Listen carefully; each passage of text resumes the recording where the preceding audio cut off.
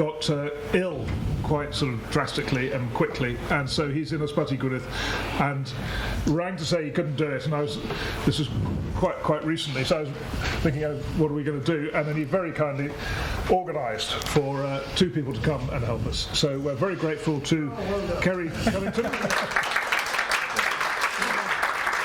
and to Gwen, who've come down from Blaenau Ffestiniog, just driven down through the rain to be with us tonight and to tell us what they're doing there. And I've been to see it, and it is really quite impressive. I mean, they've got lots of social enterprises, which is something I didn't really quite understand the meaning of, but I think meaning basically enterprises where the profits go back into the community rather than going to banks or financial institutions or investors, but stay within the community. So the profits are hopefully much the same as any other business, but with a slightly different purpose.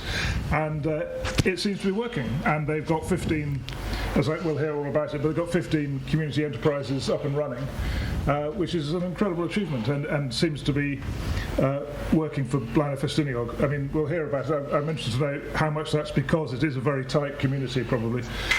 Maybe an easier place to do it than other places. So let's find out all about it. And you've got slides. I have. He said he might dance, but I'll do it to the medium of dance. I was going to. Sal was going to do it. No. So over to you. Thank you. I will stand up. It'll be a bit of... And Bobby's going to be upset with you. Why? Because I'm trying to capture you on video. Okay, do you want me to sit then, Bobby? I feel your pain, to be honest with you. This is what it's like trying to film Kerry. I'm not good at staying still. Anyway, sorry. My name's Kerry Cunnington. It's a shame Sam couldn't be here, more for you than for me, that you've got us instead. We've come from sunny Blaenau Ffestiniog to wet Schwarzenegger, the sun always shines in Blaenau Ffestiniog. Yeah, so I'm Kerry, sorry. I work for Cwmni Bro Ffestiniog, which is a social enterprise in Blaenau Ffestiniog. And Gwen Lly, do you introduce yourself? Yeah, I'm Gwen Lly. I work as a communications and participation worker in Cwmni Bro Ffestiniog. Yeah, so does this work? Sorry, I'm a bit of a... Everything works. Oh, point out the PC. Okay, so Blaenau Ffestiniog, as you can see, Breichlet o dref ar asgwr yn y Graig. Gwyn Thomas was a poet from Blaenau Ffestiniog, and it translates crudely or roughly as a bracelet of a town on the bone of the mountain. And we like to think of Blaenau Ffestiniog as, it's surrounded by these mountains that kind of protect us. People think we're isolated, but actually it's a beautiful town in so many ways, not maybe a traditional beauty, but we find it very beautiful. And it's a town that has a lot of kind of urban and rural issues, so Reuben issues. And by now, the town's population is about 5,000 people, and during the industrial revolution, or the heyday of the slates, it was about 15,000 people. So it's down to 5,000 now. We have a secondary school, and lots of the services have been taken from the town. The support services like the job centre or citizens advice, the hospital closed. So and the public transport isn't that good, and young people do get a good education there, but are bussed out then once they reach about 16 to tertiary college or whatever. So there is a history of kind of extraction, if you like. Blaenau Ffestiniog was a wealthy town. We created a lot of wealth over the years. Slate was transported all over the world. Well, Blaenau Ffestiniog is known as the town that roofed the world. So it's about celebrating that in a way and building on our tradition of cooperation in the town. Like Owen said, there is still that legacy of a close-knit community in Blaenau Ffestiniog. So. We have the English version as well, don't we? So maybe that'd be Would that be easier? We've copied the English, the Welsh. Have you done? Okay. Oh no, I've copied the Welsh presentation instead of the English one to write PowerPoints. You can just talk us through it. Yeah, so basically it's saying that this is our statement in a way, that the responsibility of the future lies largely in our own hands. We've been let down by so many economic policies over the years in the area. It's about time we took responsibility for our future and worked together for the betterment of that community. So we have a network of social enterprises, and we work in the sector, the environment sector, the care sector, the tourism sector, education sector. So we work across the community, and all these different social enterprises contribute to the community in so many different ways. Yeah, thank you. And by now, you know, if you look at it, it's not just a social enterprise. Yeah, I'm not sure who. So social enterprise is a social business. The You're with Arms, Neville at the back there, so that's a social enterprise. So it is a business like any other business. It has to make a profit, and we have to run it like any other business. But at the end of the day, the profit isn't goes to some shareholder in the Bahamas or something. We invest that profit back into the community, into young people, into projects, into other community assets. So by now, our annual turnover is 4 million. Oh, if you go back a bit? We have 94 full-time staff, 6 part-time staff, over 180 volunteers, and our community assets are worth 6 million. So we have £6 million worth of community assets within the town of Blaenau Ffestiniog. Okay, thank you. And these are some of the enterprises. So we have a mountain bike centre, a pub, 2 hotels, an enterprise that works with homeless youth. We have a community cinema, an environmental project that works with people and fuel poverty and the food bank. We have a community energy project, an opera company, the only Welsh language opera company in the world, which we're very proud of. Seren, that works with people with learning difficulties. So a whole range of different enterprises. And the whole idea is that we work together. About maybe it's longer than that now. It's about 8 years ago. You know, all these enterprises were working individually within the community, so busy running their own enterprises from day to day, making them succeed, that they didn't really work together in such a small town. So our role then as Cwmni Bro Ffestiniog is that kind of central point where we link up the different social enterprises and but encourage them to share resource, time, ideas and mistakes and challenges and more importantly opportunities. Thank you. Then I'll hand over to Gwenlly. So a key component of our vision or our work is community communication.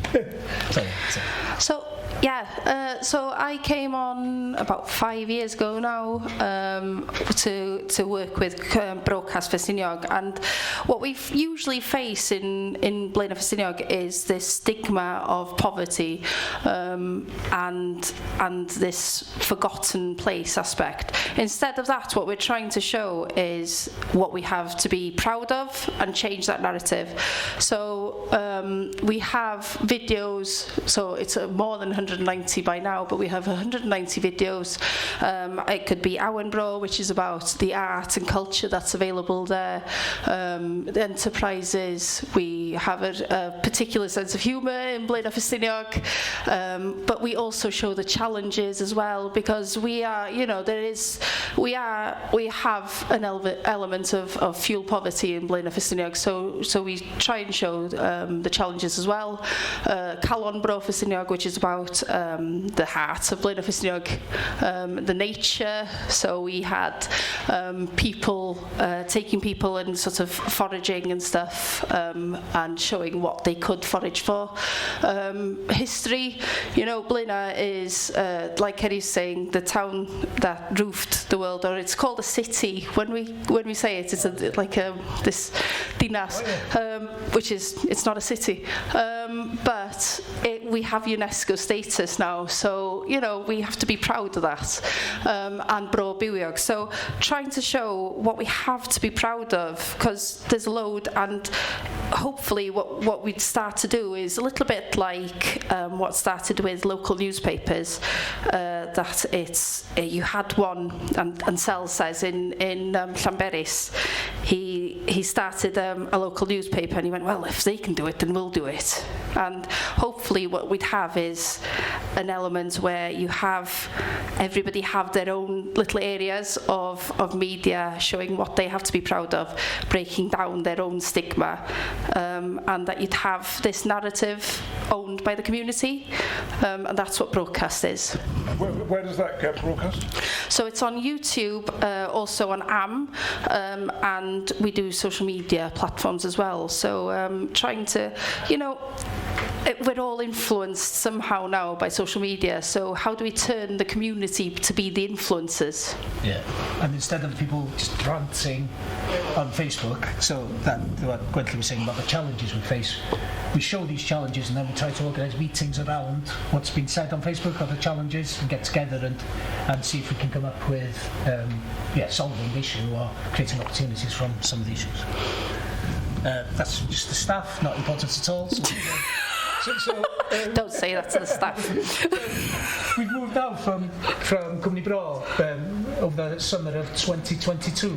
We went around Gwynedd, the county of Gwynedd, and had a pint and Scotch egg in some of the community pubs, and a panad or a cup of tea in some of the cafes, and then started this conversation about networking throughout Gwynedd, so building relationships. And at the end of the day, it's all about relationships, trusting each other. So again, talking to the community enterprises throughout Gwynedd, and that's what we did over the summer of 2022.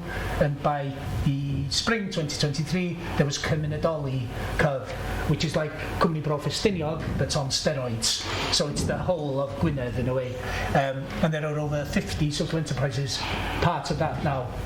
And of the 26 social enterprises, so we have a combined. So the reason we do this economic value is so we talk the language of governments. So when it comes to economic investment or development, then it's about, actually we have a voice. We're actually doing stuff that has a big impact economically and socially in our communities. You should be supporting this as well as your Aston Martins and your Zip Worlds. You should be supporting community initiatives to the same extent. So we employ over 239 people. Our community assets now are combined to 43.2 million. So this is a mixture of a mountain bike centre, a community, the gallery in Carnarvon, for example. So it's that kind of the kind of impact that these enterprises are having. And some of them were grant funded, that initial funding, and some of these communities do deserve grant funding because of the extraction that's been over the years. So we do get some investment, but what we do with that, we like to think, is then build sustainable businesses and opportunities out of that initial grant funding.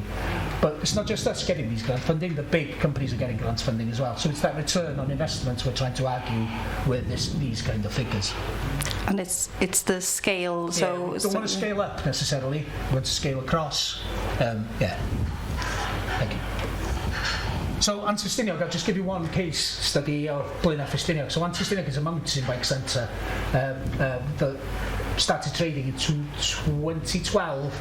We started trading, and it was about creating a local business that would be successful enough to create enough profit so we can invest back in other enterprises in the area. So it's over 10 years old now, but I'll just give you a quick case study of that enterprise. So in 2010 we got I was working as a community development officer. 2010, that's 15 years ago. Or 14, I can't do the math. So forget every figure I've said there, it's all lies. It's actually, we're not making any profits at all. So in 2010, I was working as a community development officer for Cwmni. So I took some young people kayaking down the road, which was about half an hour away from Blaenau Ffestiniog in Nant Gwynedd. And it was an amazing experience for the young people, not for the guy who was taking us kayaking. He said, I'm never taking any young people from Blaenau Ffestiniog anywhere ever again. But seriously, at the end of the day then, I came to pay the cheque. And Gwynedd County Council were paying Leicestershire City Council to take young people kayaking down the road. And I was going, well, how is this? Well, Leicestershire City Council owned the outdoor education centre that they did it. And so that pricked the mind and go, oh my God, if that's happening with £1,500, how much is happening around Gwynedd, you know, and the figure was astronomical, as you can see, just touching the sides. How much is outdoor activities worth to the area, and how much is it worth to Bro Ffestiniog? So doing a bit of research and going, actually we should take advantage of this. We should create our own enterprises, or create our own tourism things. Do you know what I mean? So mountain bikes anyway. So this is what we did, and we developed a mountain bike centre. So for those of you who don't know, downhill mountain biking is like skiing. You pay for a day pass, you get a lift to the top of the mountain, and you ride your bike down all day. So that's the business model in a way. They pay for the day tickets and they ride the bike and they come back down. So, and it was a huge success. And then straight away, it was such a huge success. The Tourist Information Centre closed in the centre of town. The National Park closed it, so we bought it. We got a loan to buy it, and it's right in the centre of Blaenau Ffestiniog. It's now a thriving cafe and an informal Tourist Information Centre. So people go in, there is no bus timetable or anything, but they meet locals and they ask, you know, so they meet Uncle Day, who says when the next bus is going down to Porthmadog or something. So it's a community. We like to think of people that come to Blaenau Ffestiniog become a member of the community for the day or however long they are there. So welcome. There's nothing better than showing your community to someone, or being proud of your community and sharing your community with someone. So that's the whole idea of owning the kind of offerings and showing us as who we really are. So side by side, we opened outdoor kayaking clubs for young people and community courses in outdoor education, but also community development. What we learned when we went to places like Plas y Brenin to train as an outdoor instructor, you learn the skills to go up a mountain, but you learn how to conquer that mountain, not actually to appreciate the beauty of the mountain or the heritage or the history or the culture. So it's about changing that as well. So people were learning how to, so and that's worth for the tourist or whoever wants to go up that mountain. If you guide them up this beautiful place, you want to know a bit about that place and share that love of the place. I'm not saying you have to learn skills or you'll probably kill someone on a mountain, but it's good to learn the other bits as well. Cool. So by now, we're not as big as Zipwell, the Bounce Below, or all them big tourist things, but the return on investment, they've had £7 million of funding. Surf Snowdonia, which is now closed, an inland surfing lagoon in Dolgarrog. The economic or environmental model is completely flawed. Surely if you're building an inland surfing lagoon, should you be using waves to make electricity, not electricity to make waves? That's a 10-year-old in the village that said that. So they got 7 million and it's now closed. But and we got 1.2 million in 2012. So I'm not saying we're perfect, far from it, but the Welsh Government needs to look. Or if they do put funding, I'm ranting a bit now, if they do put a bit of funding into Surfside, could they get a cut, or that there is a community, they create jobs, but they're not long-term jobs, and they're not that. Anyway, that's another thing. So now we employ 16 full-time in the mountain bike centre and 9 part-time.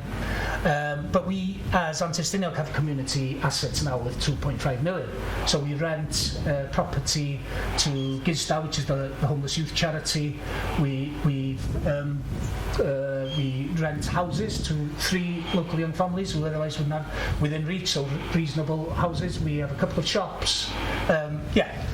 So trying to be using that money created by tourism to reinvest back into the community. I'll talk about. So we're looking at the high street of Blaenau Ffestiniog now, which was built during the Slate Rush, and it's never going to be full of shops again. It never will be. We'll never compete with the internet. So we have to redefine the high street, have mixtures of services, places for people to enjoy culturally, people to live. So redefine how that high street works. So that's what we're trying to work over the next 10 years. So that's where we're at. So this to the left was a hardware store that was closing 2 years ago, or a year and a half ago. The couple that were running it wanted to retire. It was a going concern. Someone wanted to buy it and do nothing with it, but we decided as an enterprise we'll buy it. We've got that capital now, let's buy it. And now it's a going concern.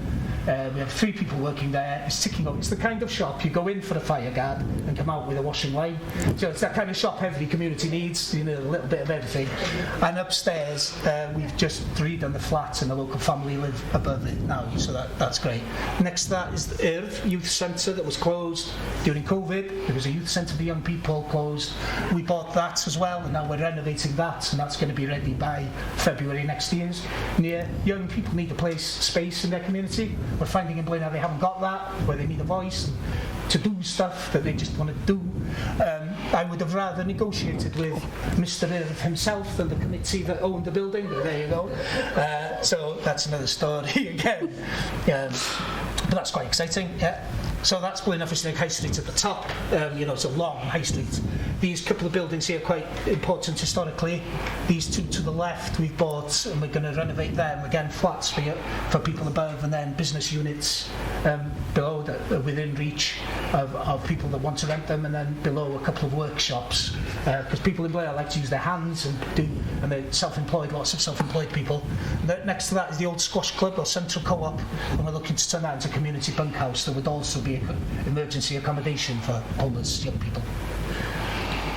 And that's the kind of consultation we've done over the years, just about the earth and stuff. Cool. And this kind of questions we're getting from Welsh governments we had in 21 about tourism. So what could be achieved at community level in listening to the government's priorities? Surely it should be what can achieved at government level in listening to the community's priorities. And that's the kind of messages we're trying to... What can be achieved if you all work together and actually listened and shared? And that's the way we're trying to approach this. And this is my favourite picture of it all. To the left is where the mountain bike trails are.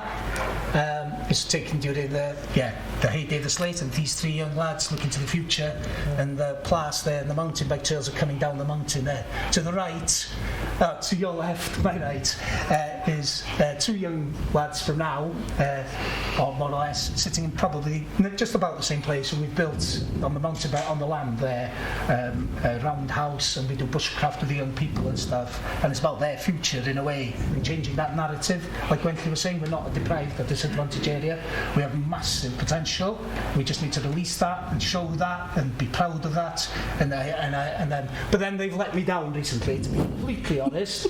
I was walking to work the other day, and they were coming out of the local co-op with 2 massive hot dogs, and it was about 7:30 in the morning. I was like, that was their breakfast, you know.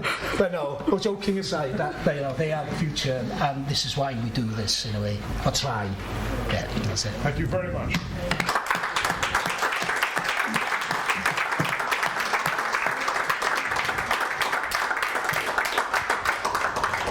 So thank you very much. Can I just ask you a couple of things to pick up on? So you're basically saying that the Welsh Government, and presumably the London Government, find it easier to work with big companies with bigger grants, actually. Of course. Because they look at you and think, can we trust it? Is it flaky? Is it going to work? Exactly. Are we going to waste our money? Yeah, exactly. So it's it seems risk-free to invest in the big businesses, doesn't it? But they go bust too. Yeah. Well, but we don't go bust. Yeah. Yeah. Or if we do, we hand it over to another community. It does. Yeah. I think if you did the research, you would see that probably more big businesses that receive grants have gone. So in your area, where have the big grants gone to? Zip World, Surf Snowdonia. So Zip World got government money? Yeah, loads of government money, yeah. Or food production in Penryn. So they have this sort of loophole where they have to be open for about 3 years or something. But so as soon as that ends, you can close up business. But social enterprises are still there, and it's this aspect of they can say quite easily, we'll produce 150 jobs if we create this. Right. Well, if you give the communities across Gwynedd or across Blaenau, what you have is 120. So it's that. Yeah. There must be a genuine concern in government that some of these things are flaky. Yeah, they're probably it's better to seek forgiveness than ask permission. I think we do get away with stuff, but it's taking that step. But no, it's not flaky. And I have to say, it's not just about social enterprise. We work with small SMEs or medium-sized SMEs as well in the town, because they act just like social enterprises. If you create a business in a community, you employ locally, you raise your family locally. It's the same. What we're saying is, from when it comes to Welsh Government funding, it is easy, simple to say they've created 500 jobs. But I know of people that work there that really like working there, but can't get a full-time contract. They're not real jobs. They're not real, Well, not real job, but not sustainable careers. Yeah. Right. It was very, very interesting. And so, have you tried doing bigger things, like where you we tried to do zips, we tried to do underground stuff, but Welsh Government gave the funding to Zip World. Instead of, we were saying, look, this is succeeding, we've used funding to take a loan out to buy the Tourist Information Centre. There is something happening here. And I remember sitting with the cabinet of Gwynedd County Council just saying, what can we do? Because I was quite naive, and young and still am. But it was like, they didn't want to know, because it's difficult to look 20 years ahead. We're only planting seeds now. We're not going to see the fruits of it. The government moves over in 3-year cycles or 4-year cycles and don't look long-term sustainability. It's about scoring points now and quickly and not looking to the future. That's my feeling and rant about it. We care about our community and the children that are raised there. So do they, but it's like that quick thing. But actually, it's going to take a generation to change undo the damage that's been done economically. And just before I throw it to the audience, I've got one other question. Do you think this works? We mentioned this at the beginning, but that it is a very tight community there. Yeah. And why is that?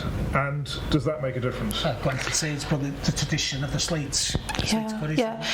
Well, there's a heritage in Blaenau, and any post-industrial town that you'll find it in the quarry mining areas of Anglesey as well. This feeling of, well, nobody's coming to fix it for us, so we'll fix it for ourselves. And the quarry miners in Blaenau certainly did that. If there was sickness, they'd cover it for themselves. If there was anything to be built, they'd be raising the money. So the people with the least were actually giving the most. So this feeling of a community comes from being left behind, I suppose, this resilience, and I think that can be any community if everybody sort of pulls together and thinks, right, nobody's coming to fix it for us. Yeah, but maybe 5,000 is easier than 50,000. But we work with. We're working with the community in Rochdale now. We've learned a lot from the Preston model in Manchester. So it's about Preston have tried to do this. But on a different level, on a different scale. That's about procurement and government, and working with government and big institutions like colleges and stuff. But it's the same, really. It's the leakage of money from our communities, isn't it? Why? And procurement is a massive issue, I think, in Wales. And we're getting that now with retrofitting social housing. They go to these big companies where you've got all these builders that could easily do it and they've got the skills, but they haven't got the paperwork, basically. And as Sal would say,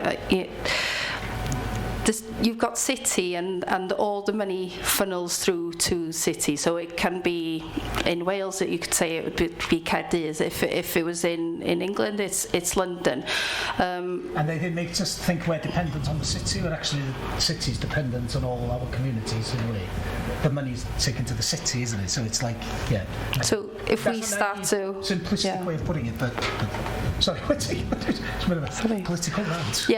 But the idea is that communities can take ownership for themselves. That money can circulate in the town itself. It doesn't matter the size of the town. And if you have 50 people, then you have 50 hearts, 50 minds, Every time you communitise an asset or something like that, you're cutting the tentacles of London slowly, and all that money then starts to circulate locally.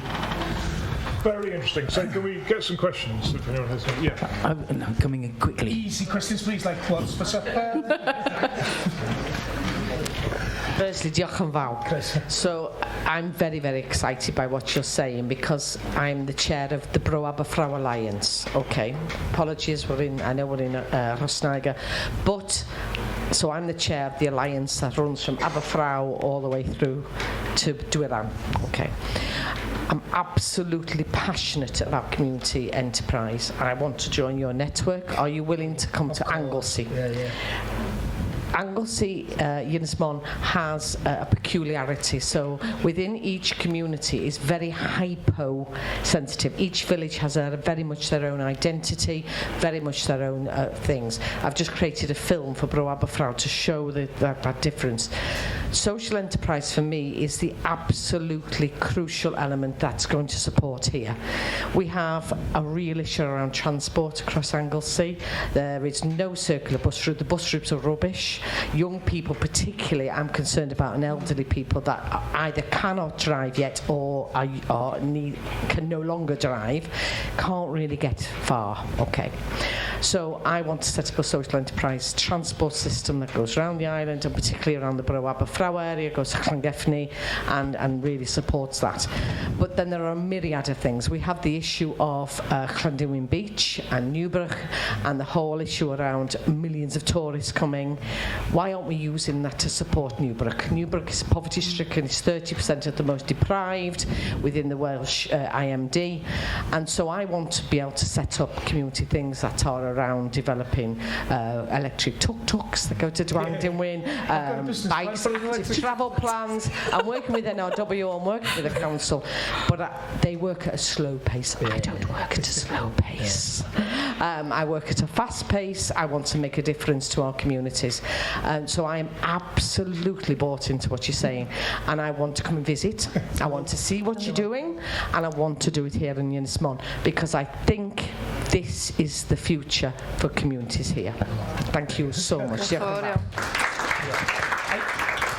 I have to say, it's not all honey. Diom yn fel I gyd, obviously, but there are lots of community transport initiatives in Gwynedd at the moment. Pen Llŷn, I think, has a similar issue regards transport, and they've got Odrws I Drws, which is a community transport initiative. I know they do it in Conwy, and I'm really interested to see that. I just feel that we are isolated. What we need to do is bridge the gap between tourism, as you're doing, and locals, and make it really work for local families and there is a tendency for disenfranchisement from local communities. It just happens to us, and actually it doesn't need to. We can work together to make it pay, and that social enterprise business is the model for me going forward. So diolch yn fawr. Fantastic, I love it. So Helen. Thank you. You had a slide about community engagement. Could you say a bit more about how you do that? I'll leave that to Gwen. Yeah, so we try and do it in a lot of different ways. So it can go from community assemblies, which is a process over a year. We've done that with Gwyrdd Ni, but also these soft touch sort of days where we invite the community in, trying to get community engagement on social media as well. So it's a lot of different ways, because it's community's messy, isn't it? So trying to appeal to everybody in a different way, as well as Kerry was saying, these challenges that we have. This video it highlights it, and then it's a talk around it as well. I failed to say we had one sadly because of a death on a road. So we tried to set up a movement around that. So it wasn't due to the video solely, but it did help, and it did mobilise the community to think a little bit more, I think. So it's this aspect of trying to appeal to everybody and have as much opportunities to be able to get in touch with the community, with the social enterprises. So Antir Stiniog, they have assets. So I like to think about it a little bit like Robin Hood economy. So tourism comes with lots of money, so that then filters down. So it's not trickle down. We try to make sure that it flows down. But with that, these assets, so there's aspects then that we can ask the community, right, these are your assets, what do you want to do with them? And we can do that, so broadcast helps with that. usually engagement happens as well over a pint or a meal, breaking bread, keeping it informal, and obviously it takes time. It's about taking time, trust, building trust within a relationship, not offering the world because we can't, but actually just having honest conversation, trying to have honest conversation. I love how you describe a visitor being a member of your community for the day. Yeah. I don't feel like that about tourists, but I'd like to. Yeah, exactly. So would I think that's the way we want to get to. I think we're slowly getting to that. Yeah. Hi there. Fantastic. Congratulations on what you've achieved there. It's just brilliant. You mentioned that it's produced a particular brand of humour. Can you give us a few examples? God, a joke? No. A man walked into a pub in Bangor and says, "Have you got Wi-Fi?" "No, divorced, eh?" Let's have some more. It's a sort of it's quite a self-deprecating sort of sense of humour that Blaina has, but it sort of has this culturally and not culture with a capital C, but this like culture that happens every day, diwylliant, just the way we live, and not taking ourselves too seriously. I think we get caught up in that sometimes. If we listen to everything that's said about Blaina, then we would be on the floor now. It's like turning that on its head and having humour, I think, is key. Yeah, one of the prime examples is, it's one of the wettest places in the UK. Yeah. So next year we're going to have a rain festival. We have new art coming out, which is only visitable when it's raining. So the idea is that visitors come and they're gutted if it's sunny. Yeah. So this sort of thing that we're trying to be, we're laughing with you. Best dressed umbrella, that kind of stuff. So, I look forward to the marketing slogans for that. Give California a miss, come to Blaenau Ffestiniog. I'm interested in the difference, if you like, between what the community can do and what the government can do. Because it's frustrating time and time again. The government could do more small-scale stuff than it does. And one of the examples we've talked in the past, Mentorman has talked about having a cycle route around Anglesey. The roads are already there, just need signposting, basically. They said, most recently, they've said, we're not going to do that because we've got the money to extend the Mathtrack to Llangefni cycle route up to Amlwch, which I'm told they've got the money for, but nothing's happening. They don't seem to show any evidence of getting on with it.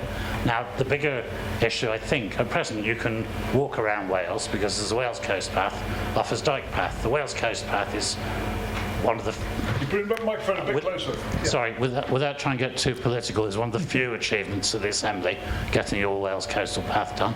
Let's have a cycle route that goes around Wales. Yeah. Now, this has been raised informally with the Welsh Government a couple of years ago, and the general reaction was they're not interested. They're only interested in cycling, is getting commuter traffic off the M4. And yet that is a fantastic project that would not take that much investment. It doesn't need to be cycle tracks, just signposted roads. And that's very, very frustrating. If you find any ways of overcoming that, do please let me know. I look forward to the Rosnaga downhill mountain bike. Exactly. We have a disused railway line between Blaenau Ffestiniog and Trawsfynydd, with the nuclear, and that's a disused. It's been mothballed. We've done countless studies, knocked countless doors. Actually, got a velo rail, which is a pedal bike that goes on a railway from Brittany to try and show, because they wouldn't let us. But it's the only flat place in Blaenau Ffestiniog for families, older people, government, it's very difficult. I think there are really good people in government, and they go in with all the good intentions, and local government, but then once you're there, you're in this silo, or in this department, and you have to, it's the institutions more than the... So can I just ask where it goes wrong? Is it at the council level, or the assembly level, or Gwynedd level? Where? Every level. No. It breaks down at different stages, I would say, and one of the things I would say is that as and we failed to say this as well, is that as a group of social enterprises, that our voices are stronger, so it's very difficult to ignore the figures. 16 social enterprises telling you we need this is what our community is saying, getting your community to say it as well, trying to get everybody together and strengthen those voices, and trying to speak their language and understand what they're trying to say. Well, if you're saying that you're going to achieve this, then this is how you do it, and give it. It's slightly like having to give it on a platter, and that's the sad thing. It's this aspect. Wales has some of the best strategies in the world. Future generations, active travel, all of that. But implementing them, they're just collecting. Yeah, it's implementing them. So that's what we're trying to do, is show them that as communities we can implement these strategies for them. But it's that whose responsibility, there needs to be an honest conversation, I think. So thanks. I wanted to say really fabulous talk. Thank you, and really, really invigorating. But my wife has just trained as a tour guide for North Wales, and she meets the cruise ships at Holyhead and takes them on tours around. And she's passionate about that, and I'm getting some of that as well. And one of the questions that came to me as you were talking was, how seasonal is your sort of mountain? They're crazy. They prefer the rain, the wind. They're hard, and so it's more of a sport. Yeah. Okay. Yeah. They're gutted if they're not allowed to go down in snow. Of course, we have the Ffestiniog Railway that comes up to the town as well. So they've got tourists, and the Zip World gets like 250,000 people a year. But is it how what's the ebb and flow? Because we feel here that once it's past October, everybody goes home. Well, you can tell there's not as much parking along the main drag opposite the oyster catcher. Yeah, we don't rely on tourism. We don't make tourism it's building that community infrastructure first, and then build it, and they will come in the ways. But it's the mountain biking is it's not tourism dependent. So we've used that, but then we're building stuff around that. Sure. So and we're not dependent. Yeah. It's a little bit different. It's about offering something for a different sort of tourism. It's a different tourist. So you offer a piece of or an opportunity to be a piece of the landscape, but it's about having a tourist that appreciates. So Ffestiniog has the trees as well, don't they? So they have an offer to plant a tree every time they go down the hill. So this aspect of they're making it better. They're aware of it, and it's this, isn't it? It's how do we change tourism from extractive to regenerative, and if we have something that promotes sustainable tourism, then hopefully those are the tourists that are going to come. Just before I come to you, can I just ask, in most businesses, they go bust, right? That's how it works. You've got 15 businesses. I'd have thought in the normal world, out of 15 businesses, 2 or 3 are going to go bust in 5 years or something. Have you faced that? Have you closed businesses down? Yeah, well, in South Spinnydd, we got the cafe on the lake, by the nuclear power station. So there was a cafe. It didn't go bust, but we closed it. But that was probably my fault. When we had a cafe there, we had a menu, and I put 3-eyed fish on the menu because it's a nuclear lake. And it didn't really catch on, and that it was a joke. But we did. We got so excited about the mountain bike sales, and then we opened this cafe and then shut too far. So you did shut one down? We did shut one down. But some of the businesses do have service level agreements with the council. So, the homeless youth charity does get funding. Seren, who works with people with learning disabilities, does have a contract with the council. But then they have a hotel as well. So they've looked at the way they support these young people and create sustainable businesses out to them. So far, touch wood, I don't think anyone's gone bust. No, tomorrow, the Mountain Bike Centre will be closed. I was just going to come back to the ice. We'll come to you in a minute. Diolch yn fawr iawn i chi am y sgwrs a llongyfarchiadau ar y gwaith. Mae'n swnio'n wych, dweud y gwir. I'm sure that Blaenau shares lots of the same demographic challenges as Anglesey, and one of the ones that bothers me most is the loss of our young people. You know, Cardiff is a city that we can all be very proud of as our capital, but it actually is like a magnet, isn't it? And when you think that over 70% of the people on Anglesey are only earning basic wage, until we create jobs that are creating good wages, we're going to continue to bleed all that young talent, really. So I'd be interested to hear what your long-term plans are. You know, what you're doing is fantastic, I think. But, you know, we need to create more good jobs, don't we? So what are your thoughts for the future? I think good jobs and also the standard, you know, the living. There's that thing through high-value jobs, which is creating a computer game there, or supporting someone within your community, like care sector. The high First of all, value. we have to redefine what a high-value job is. I think supporting someone with needs is much more important than creating a computer game. You know. Anyway, so that's a different argument. But we're looking at now community energy. So Sesco, which is a community energy company. So around Blaenau Ffestiniog, we have all these hydros and potential for more hydro and local energy systems. So looking at developing skills in that, in retrofitting buildings. But I don't think we, as such, have plans like that. We're just taking advantage of what's going on. But we've done some... I'm going on a tangent now because I don't have an answer for you. But we have done research recently with young people and the community. And it's incredible how many young people want to stay in their community but have to leave. And it's about creating the environment, like you just said, for them to be able to stay. Now, I don't think that would be a partnership then with local authority and government about how we create these kind of in what we live now. Then surely you can work from home, you can do that. But I think we should put more emphasis on care and better paid jobs in that, because lots of people want to get in.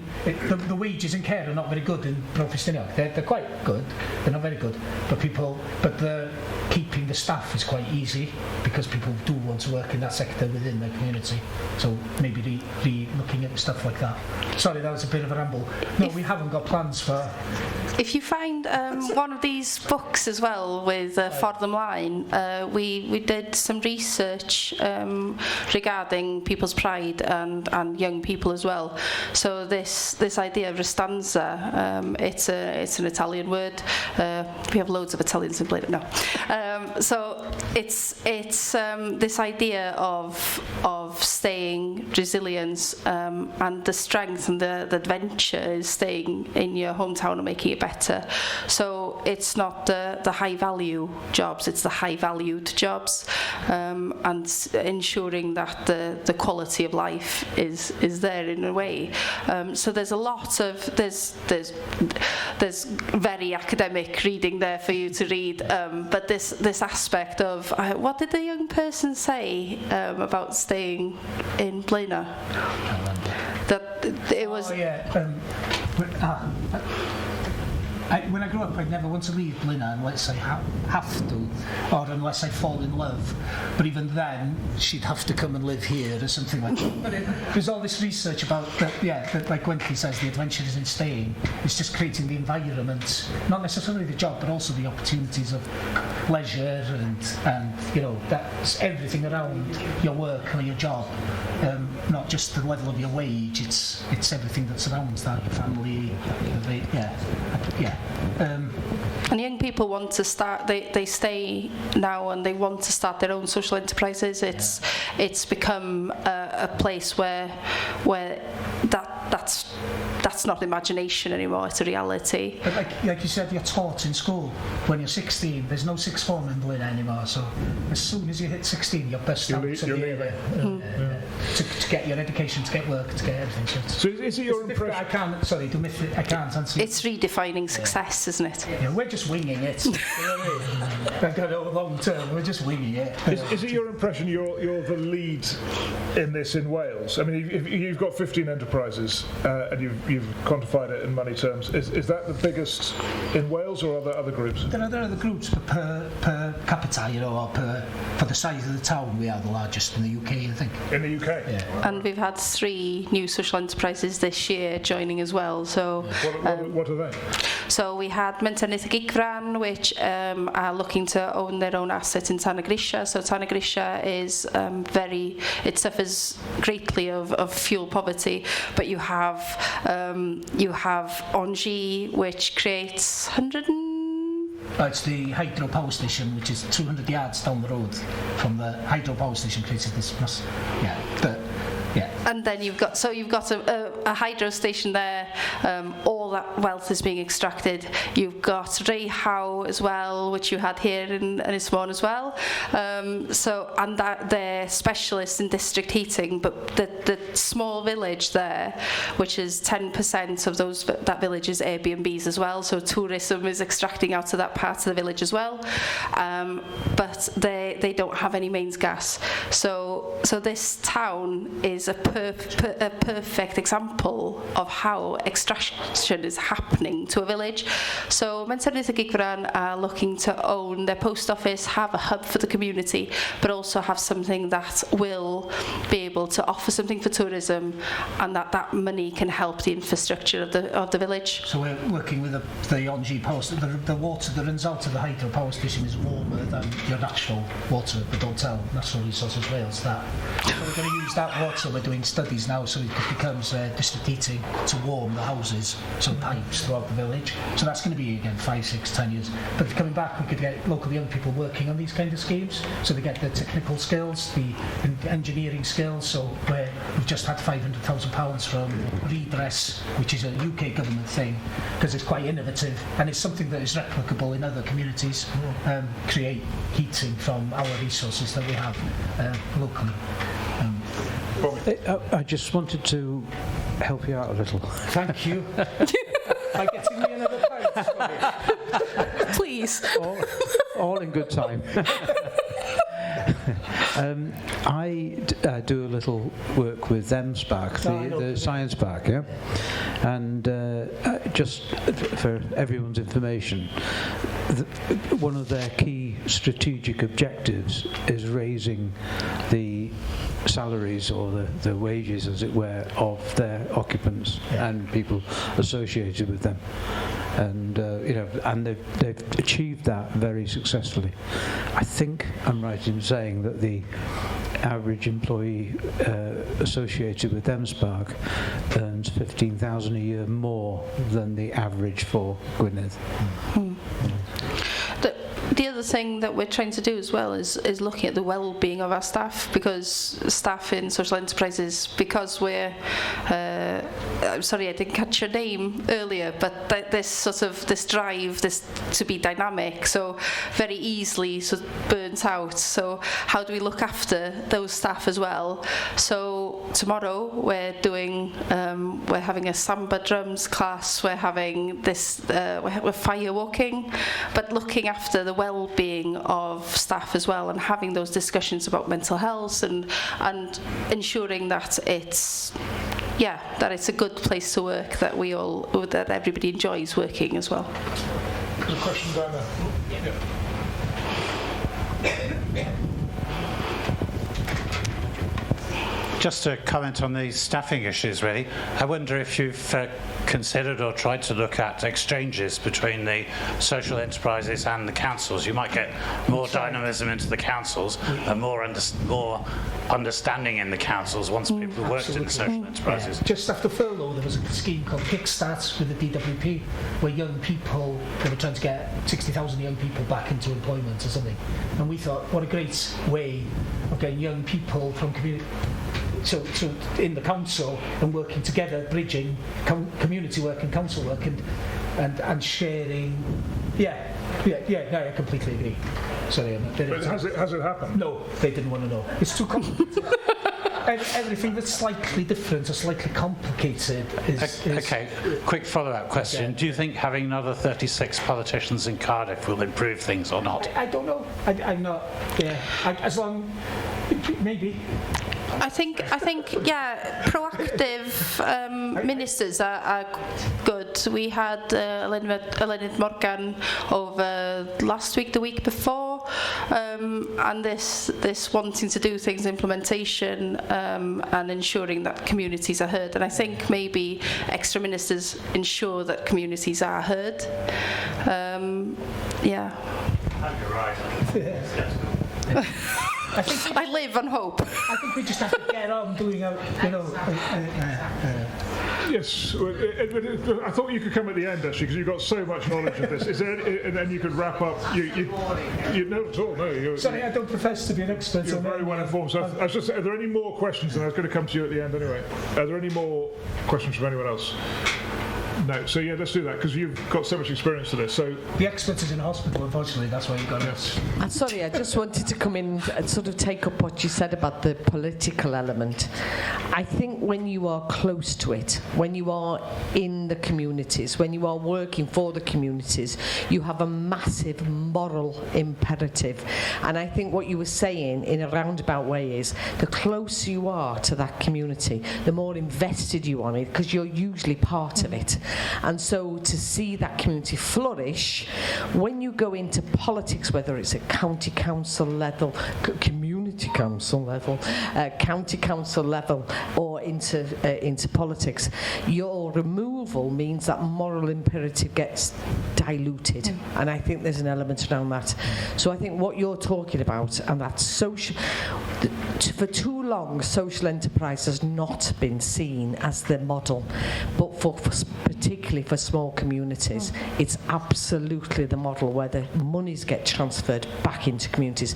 And what we see here, or I see, apologies, I'm speaking we, I see here, is for too long we've seen big quangos or NGOs coming in, doing work, and I'm not being funny, you know, NRW, National Resources Wales, I work with them daily, but there is too much that then goes to Cardiff and doesn't really impact on the communities that have to deal with things day by day by day, living in an area of outstanding beauty as we do on Ynys Môn. So I think there's a moral imperative with social enterprise, and I've loved hearing what you've got to say. Thank you. Thank you for that. And can I just ask, I mean, you're clearly sort of managing this it sounds like in a brilliant way and making it work, and you clearly are. I imagine lots of people come to you and say, we'd like to do what you're doing, and then don't. Yeah. What goes wrong? I've got no idea. It's people keep coming and saying, what's in the soup? What are you doing? What are you doing? I think one thing is taken 10 years. It's been quite consistent in a way. Slow and consistent, and building and relationships and failing lots of times, learning from mistakes. But I don't think it's rocket science. I think it boils down to being invested in it, caring about where you come from. And luckily enough as well, we've been paid for giving a shit for a bit of time. Sorry for swearing. But but we've been lucky enough I think you can rely so much on volunteers, but you do need paid workers within the community as well to be able to support the community.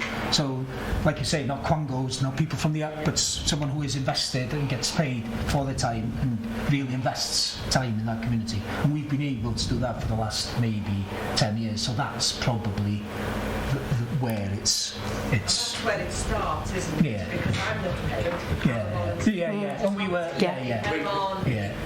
I apologise. I happen to live in Heremon. I am not paid. I'm just a volunteer. Yeah. But I put my hand up, and there has to be a start, and the start is the important bit. And I think we have people who will be invested, who will give their time and their energies. And I think it's then about the diplomacy. It's about the skills, the emotional intelligence to gather people around you and start the journey. And I think it's about making that clear. And I think we are beginning, and we will get there. Well, look, thank you all very much. It's been absolutely fascinating to hear what you've done, and I think everyone's just sort of bowled over by what you've achieved. So thank you very much. Oh, we've got another question, quickly. Sure. I'm just thinking that we have a bit of a model for just having the group here, which is... This is why I said that's the beginning. Yeah, we've got a bit of a model here. We've also got a model with Susie, who help with her husband and various people to start this up, and are also over at the Sports and Leisure Centre over there doing all that. And that's all voluntary. Oh, and we're saying you've got 33 different groups, or 30? There's lots of groups in the village, Roger. Counted them once. Yeah. So anyway, look, I think you're staying on for a meal, which you're very welcome to, if you've got time. Anyway, you're around for a few minutes at least. So if anyone wants to talk, then do. And thank you very much indeed. Thank you. If